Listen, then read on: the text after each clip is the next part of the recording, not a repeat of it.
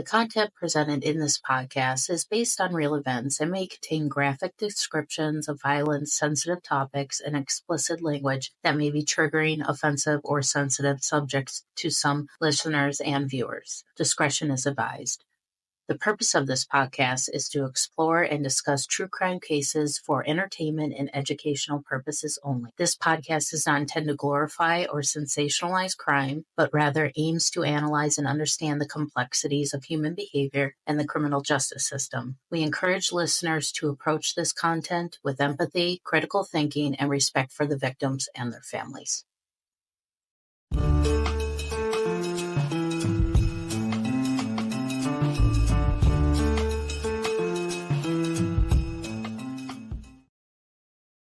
In this episode, we'll take a look and dive deep into how media coverage can skew perceptions of guilt or innocence long before a verdict is even reached.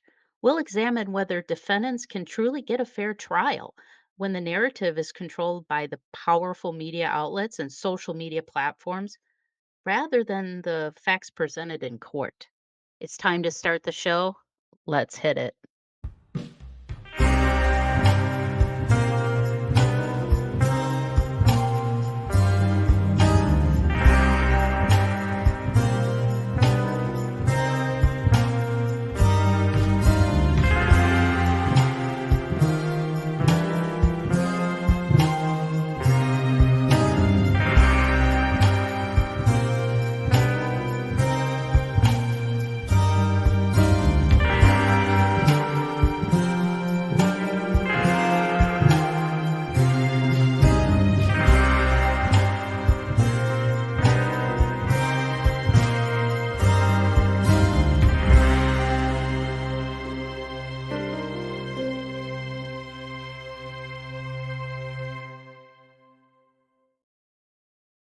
Good evening and welcome to another episode of Mysteries, Mayhem, and Merlot. I am your host, Winnie Schrader.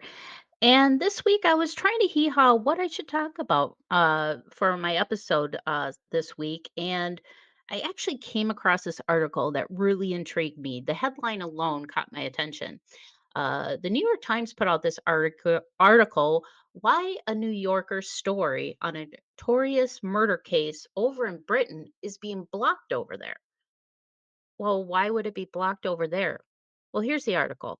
The New Yorker published a detailed article on Lucy Letby, a British neonatal nurse who last year she was convicted in 2003 of killing 7 babies and attempted murder on 6 more. Um, and it raised concerns about evidence and processes that are led to Letby's conviction due to media coverage. And it is especially critical of the statistical and medical evidence used during the trial.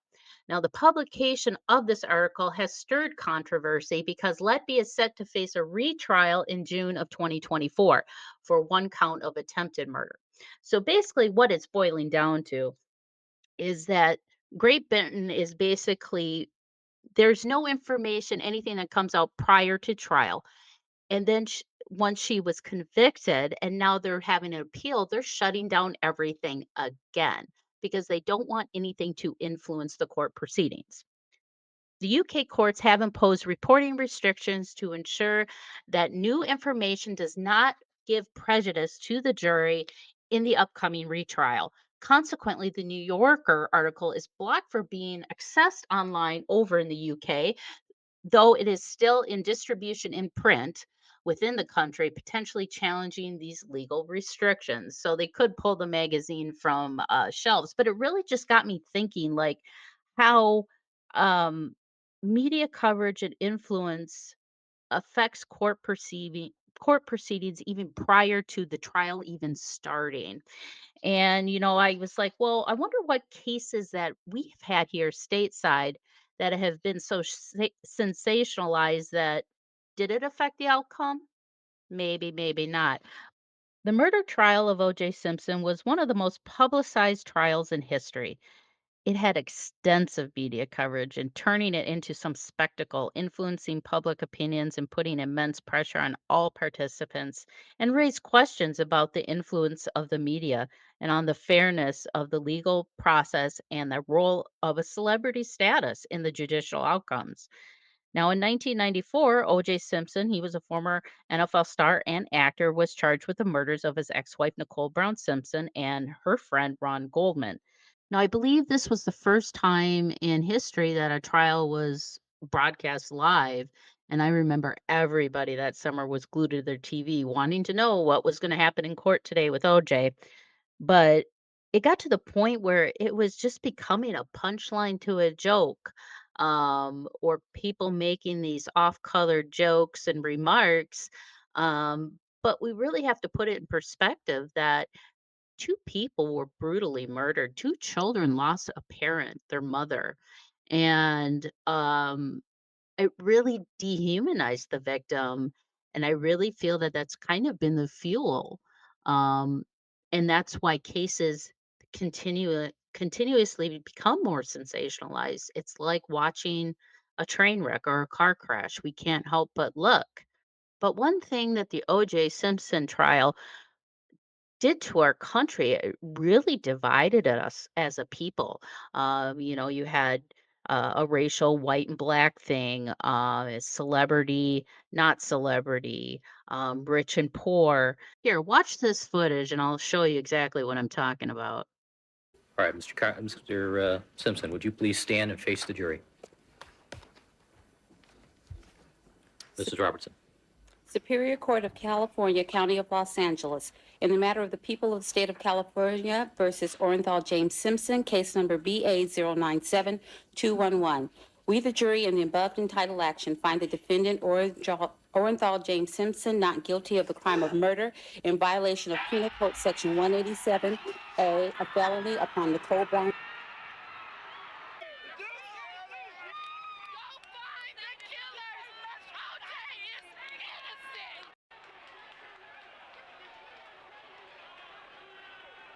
I think it's great. He deserves to go free. They had no evidence on him.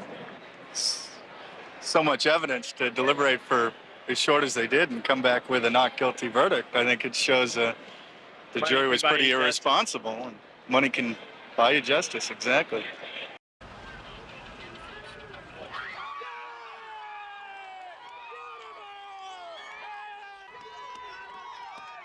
And I think that this is terrible that he's going to get away with this, because I do believe that he did it.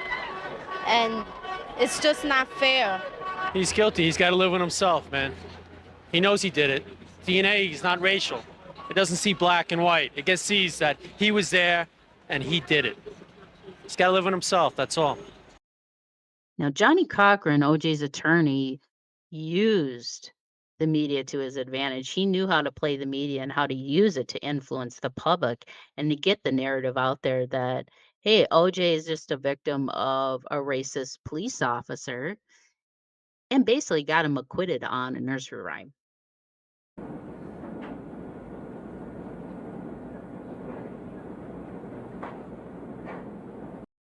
All right, is there anything further from the people? At this time, subject to the receipt of the people's exhibits into evidence, the people rest. It's still O.J. Simpson. It's no disguise. It's no disguise. It makes no sense. It doesn't fit. If it doesn't fit, you must acquit. Now, jurors were affected in this case because even despite efforts to sequester them, they still got information leaked to them. So is the media really doing a public service at this point? Now, I know I've talked about this case before, and it's been talked about probably more than it needs to, but the Casey Anthony case, that is a prime example of how media influence and coverage can influence a judicial outcome, just based off of misinformation. Now, you would think, well, everybody hated Casey Anthony. If it was court of public opinion, how did she get a not guilty verdict? Because with all the misinformation, the lies, the collusion, the confusion of the whole case gave the defense reasonable doubt. Now, news outlets and talk shows extensively covered this case with speculation about Casey Anthony's behavior and guilt. The intense media scrutiny created a highly charged atmosphere around the case even before the trial began. The media coverage significantly influenced the public opinion, with many believing in Casey's guilt based on the media narratives rather than evidence presented in court. But it doesn't make sense. Our perceptions of Casey, because the media told us, was that she was a horrible mother that killed her child. I'm not talking about whether she was guilty or not, but she got a verdict back of not guilty. Why was that? We have to take a quick break, but when we come back, we're going to talk about a case that was really sensationalized that happened right in my backyard in the great state of Minnesota. We'll be right back. Okay, folks, I have been wearing glasses since first grade, so I know a thing or two. So it's been over 30 years, but now the last couple years, my eyesight has gotten to the point where I need to be in bifocals. Yes, I've hit that age. Now, last year when I got my eyes checked, the lady upsold me on, oh, you should need to get progressive bifocals. Okay, so she sold me on them. Got the bill, $980 for this. Well, basic plastic frame, high definition progressive bifocal lenses, supposed to be scratch resistant, but really isn't. And well, just recently I had to redo my prescription again. And of course, I did not want to have to bite that bullet and pay another $980 bill for glasses that I'll probably have to redo in another year. So I did a little research and I came across Zenni Optical. And I got these pair of glasses with progressive high definition bifocal lenses with UV light. That's why it's tinted a little red. UV light is very damaging, so I highly recommend it. And it also has the blue light filter. Guess how much I paid for these? $142. I'm not joking. Would I rather pay $980 or $142? I'll take the $142. And here's the best part. Sweet. Yes, they even have sets where they have magnetic clip-on sunglasses so you don't have to carry around juggle 2 pairs of glasses. But if you do wanna do that, their glasses are so reasonably priced. These frames without the lenses, just the frames themselves, $25. Yes, $25 for these frames with the sunglasses. Just click the Zenni link in the program guide and go directly to the website. You can do virtual try-ons with glasses. You can check out multiple different types of colors, shapes, sizes, from sunglasses to just blue light glasses. If you don't even have a prescription, but you just want some blue light protection, they have those glasses available in multitudes of frames as well. So check it out. Click the link in my program guide. It's not gonna hurt to check it out. What have you got to lose? The only thing you've got to gain is more money in your pocket. Oh, my little darklings. Theater of the Mind, Tales from the Darkness is out and it's available right now. And I would love for you to pick up a copy of my brand new book. You can get it on Amazon wherever you live in this great, big, wonderful world of ours. Or if you'd like to get an autographed copy and you live here in the United States, go to paranormal60.com. We have the standard copy, non-autographed, just $20. Signed copy, only $30. And not only do we have this book, but we have my other book, The Other Side. And right now I'm running a special. If you pick up both books, you can get both books for $40, both signed. Both will be shipped in one package for one price. So go check out all the information at paranormal60.com. The Other Side, a teen's guide to ghost hunting and the paranormal, which is a guide on ghost hunting and the paranormal. Or you can get Theater of the Mind, Tales from the Darkness, real life encounters with the supernatural. And not only are they some of my all-time favorite stories from you, but there's a few of my favorite stories that have happened to me in the book as well. So go check it out, paranormal60.com, to order your copies, or you can buy copies wherever you are in the world that are unsigned at amazon.com. And I'll ask you this. Many of you have supported me in buying this book already. If you could just take 30 seconds to rate and review this book on Goodreads or on amazon.com, I would greatly appreciate it, because the more we get of good ratings and reviews, the more they expose this book to a wider, bigger audience. So I would appreciate that as a personal favor to me, your pal, Dave Schrader. The Oregon Bigfoot Festival and Beyond is back and bigger than ever at Oaks Amusement Park, Saturday, June 29th. Meet Bigfoot hunters like Ronnie LeBlanc of Discovery Channel's Expedition Bigfoot and Paranormal Caught on Camera, and paranormal investigators like me, Dave Schrader of the Holzer Files and the Paranormal 60 podcast. Join us for a day of family fun celebrating Bigfoot, ghosts, UFOs, and everything beyond. You never know what you'll find. Don't miss the Oregon Bigfoot Festival and Beyond, Saturday, June 29th at Oaks Amusement Park. Get tickets today at OregonBigfootFest.com. OregonBigfootFest.com. The Oregon Bigfoot Festival. Oregon Bigfoot Festival.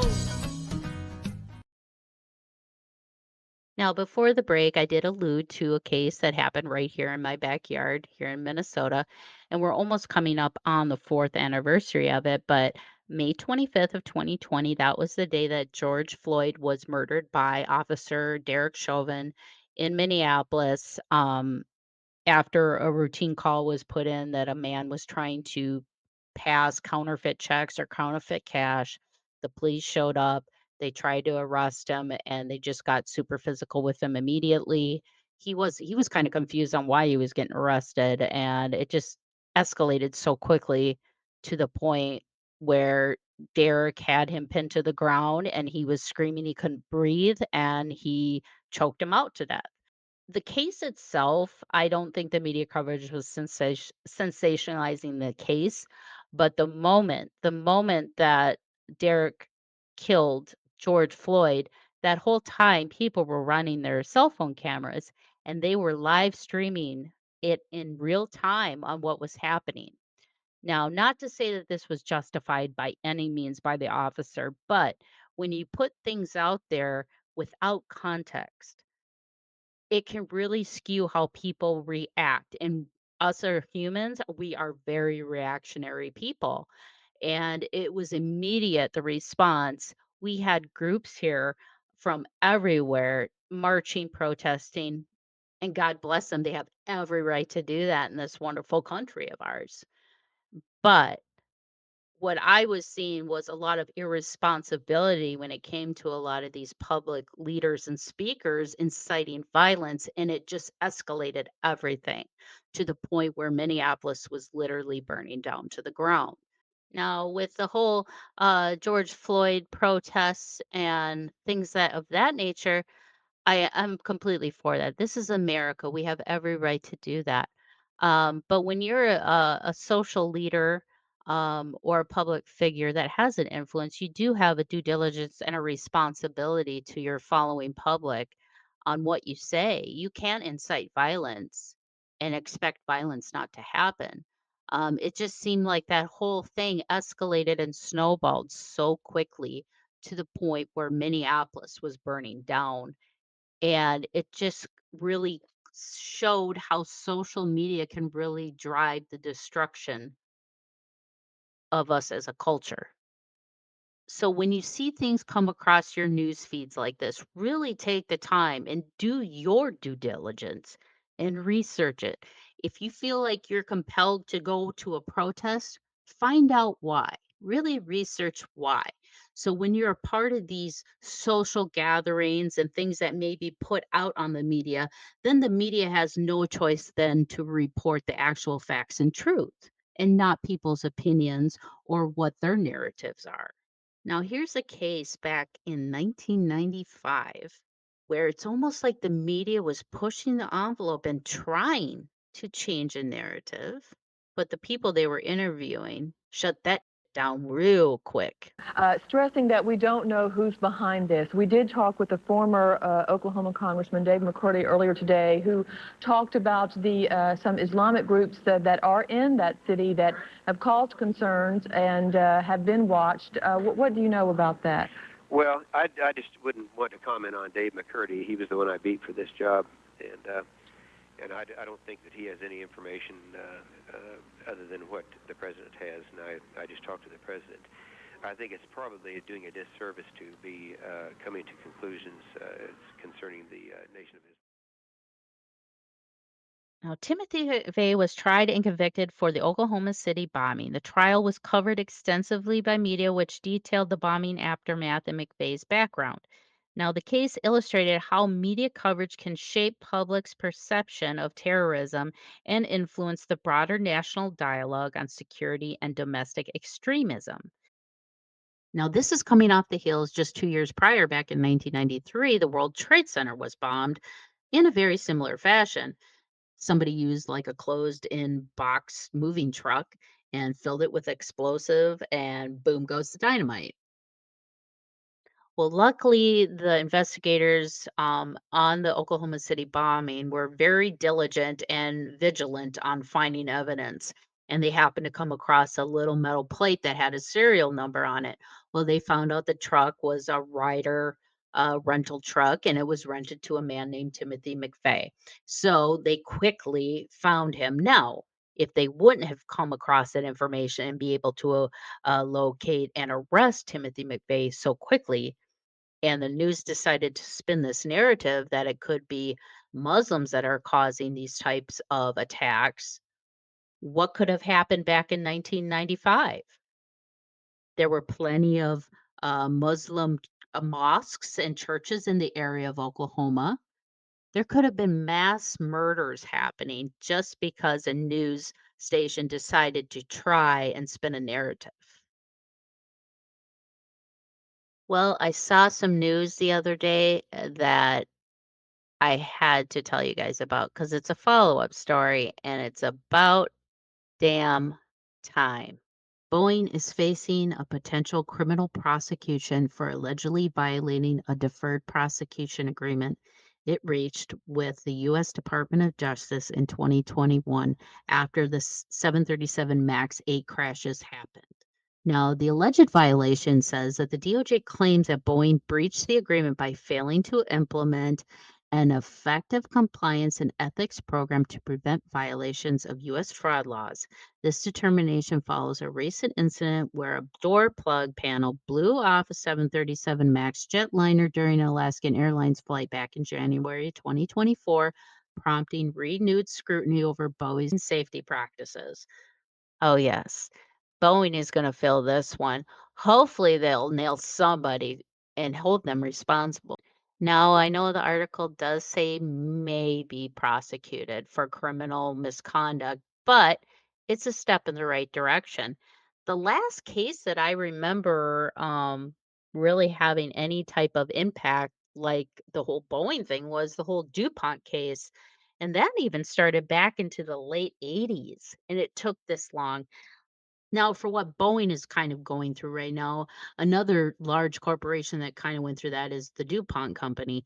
Back in the 70s and 80s, they were using this chemical called like C8 or PFOAs. It was in their Teflon products, and they had all this like kind of just leftover toxic sludge. They didn't know what to do with it, so they just kind of dumped it everywhere.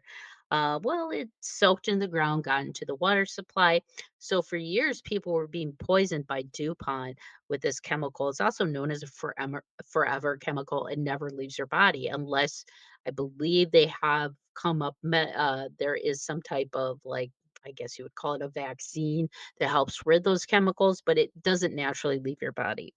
Well, it made significant attention because in the 90s and 2000s, that's when people were starting to feel the effects of this long term poisoning of these PFOAs.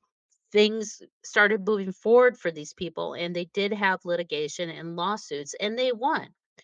They will never face any type of criminal charges when it comes to the allegations that the company hid information about the toxic chemicals that used to make for their nonstick Teflon.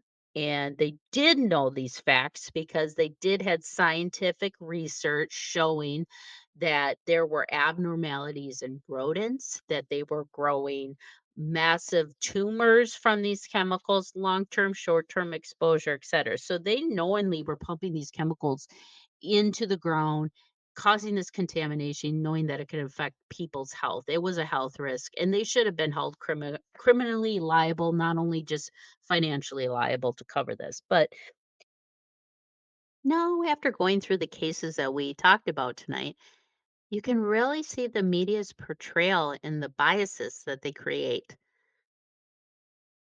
And that's hard to overcome. I mean, once things are said, you can't unhear them. Once things are seen, you can't unsee them. And once things are out there, they're out there.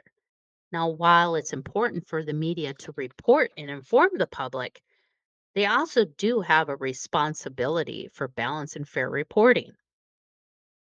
Now, as we sign off tonight, just remember that a defendant deserves the right to a fair trial, a just trial, free from distortions and sensationalistic coverage, lies, rumors, things like that. But it is up to us as the consumers of media to seek out the truth and facts and question the narratives that are being fed to us on a daily basis. Thank you for joining me for another episode of Mysteries, Mayhem, and Merlot. And I really enjoyed this episode and the discussions we had tonight. And if you liked it just as much as I did, please rate and review this episode. And if you have any comments, opinions, questions, you can put them right here in the comments section on the video. I'd be happy to reply to you. Or you can email me to mysteriesmayhemandmerlot@gmail.com, and I'd be happy to respond to you there as well. Thank you so much, and I'll see you next week. Thank you for listening to Mysteries, Mayhem, and Merlot. And until our next case, my armchair detectives, stay safe, stay vigilant, and stay aware. I'll see you next week right here on Mysteries, Mayhem, and Merlot on the Paranormal 60 Network.